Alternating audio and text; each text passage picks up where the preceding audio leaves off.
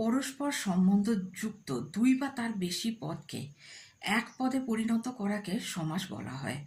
যে পদগুলির সমন্বয়ে সমাস হয় তাদেরকে বলা হয় সমস্যমান পদ, আর সমস্যমান পদগুলির সমন্বয়ে গঠিত পদকে বলা হয় সমস্ত পদ। তাহলে আরেকবার শুনে নেওয়া যাক সমাসের সংজ্ঞা কি। সমস্যমান পদ ও সমস্ত পদ বলতে কি বোঝেন? পরস্পর সম্বন্ধযুক্ত দুই বা তার বেশি পদকে এক পদে পরিণত করাকে বলা হয় সমাস।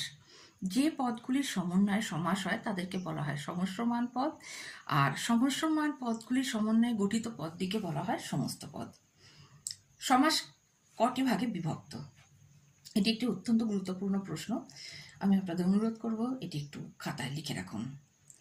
সমাসের বিভক্তি: দ্বন্দ্ব সমাস, দ্বিগু সমাস, তৎপুরুষ সমাস, কর্মধারয় সমাস, অব্যয়ীভাব সমাস,